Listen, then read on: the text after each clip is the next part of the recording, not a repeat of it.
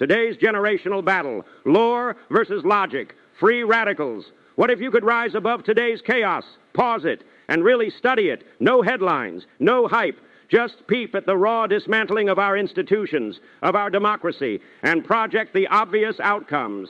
Strip the lore, the noise, the personalities, and ask the only question that matters. Who benefits? Now zoom out.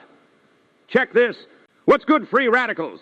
I'm Talon, your angry empath, straight from the front lines of the evolution, and I'm just being a ripple in the wave with today's chaos theory. Let's take a gander at the body of all these executive orders. Who's winning? It ain't subtle. The policies are designed to tilt the playing field toward one small group, the rich, the connected, the powerful. But you already knew that. Here's the rub. They believe there's not enough money or resources for everyone, so they set about redirecting the people's coffers into their own pockets, the leveraging of law.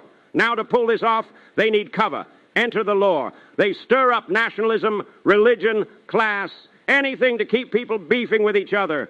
Divide and distract, that's the move. While we're caught in tribal fights, they hoard. They play Monopoly, and it's working. Because for too many people, the myth of virtuous victimization is more real than the reality of what's happening to their fellow Americans.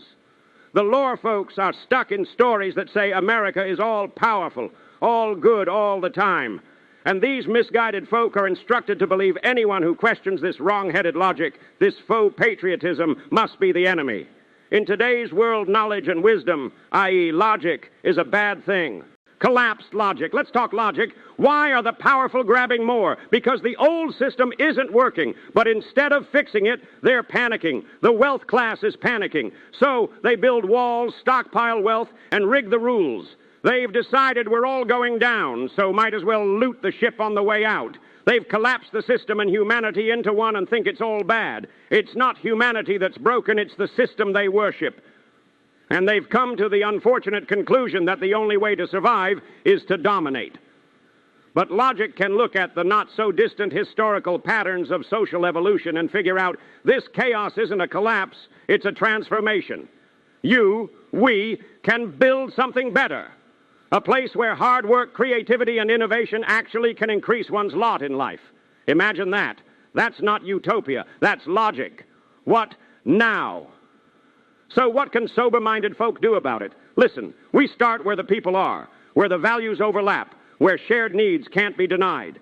We infuse into our institutions, our public spaces, and demand within our leadership and in each other the principles of AID. We dominate the national conversation with clear, concise clarity.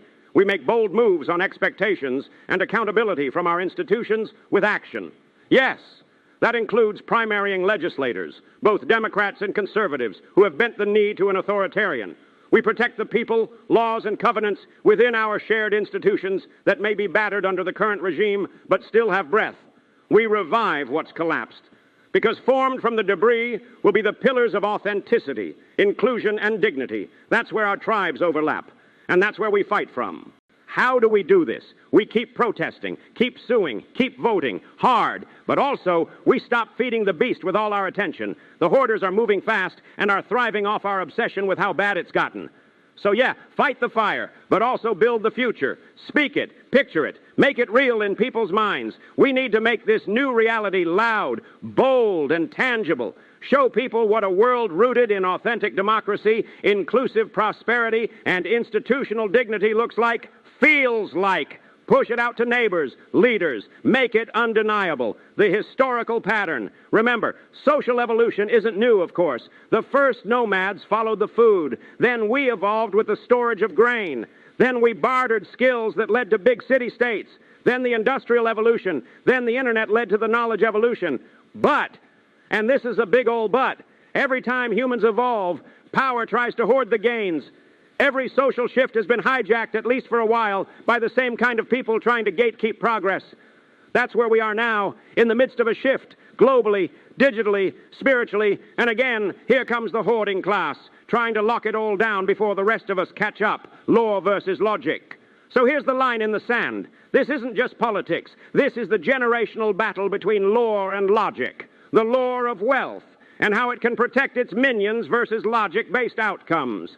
One side clings to old stories. The other side builds new systems. Pick a side. I'm Talon. your angry empath.